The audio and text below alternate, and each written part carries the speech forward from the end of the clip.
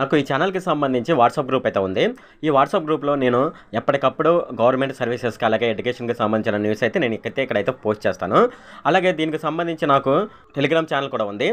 ఎవరైనా సరే ఈ టెలిగ్రామ్ ఛానల్‌లో గాని, వాట్సాప్ గ్రూప్‌లో గాని జాయిన్ అవ్వదలుచుకున్న వాళ్ళు కింద డిస్క్రిప్షన్‌లో లింక్ ఉంది. ఆ డిస్క్రిప్షన్‌లో లింక్ మీద ట్యాప్ చేసి ఈ టెలిగ్రామ్ ఛానల్ అలాగే వాట్సాప్ గ్రూప్‌లోనైతే జాయిన్ అవ్వచ్చు.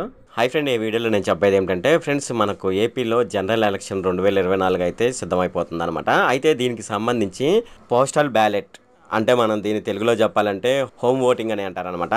సో ఇప్పుడు ఈ పోస్టల్ బ్యాలెట్కి సంబంధించి నోటిఫికేషన్ అయితే విడుదల చేయడం జరిగిందనమాట. సో దీనికి సంబంధించి కొన్ని వివరాలు అయితే మనం తెలుసుకుందాము.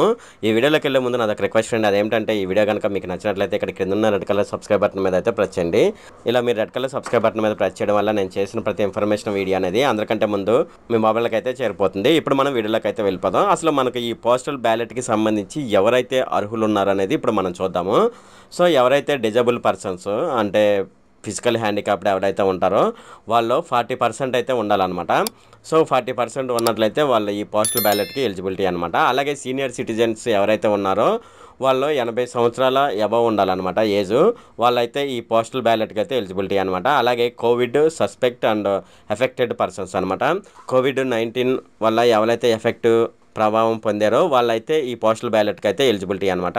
అంతేకాకుండా ఇంకా మరి కొన్ని వివరాలు అయితే మనం తెలుసుకుందాము.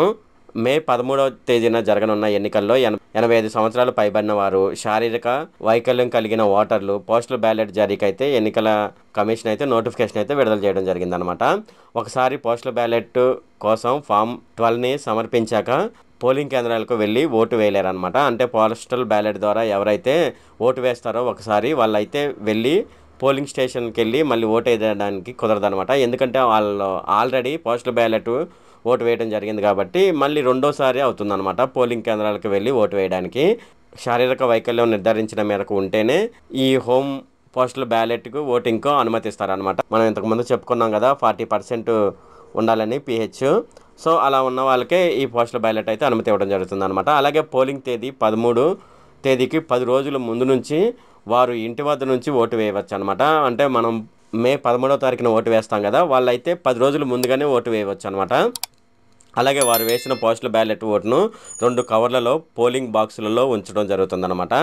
సో వీళ్ళు ఏ ఓటు వేస్తారో వాళ్ళ ఓటునైతే 2 కవర్లలోనైతే పోస్టల్ బ్యాలెట్లోనైతే వాళ్ళు వేస్తారనమాట. మనం వాళ్ళకి ఇస్తాం కదా మన ఇంటి దగ్గరికి వచ్చినప్పుడు, వాళ్ళకి మనం ఇచ్చినట్లయితే వాళ్ళు ఏం చేస్తారంటే 2 కవర్లలో పోలింగ్ బాక్స్లోనైతే వాళ్ళు వేస్తారనమాట.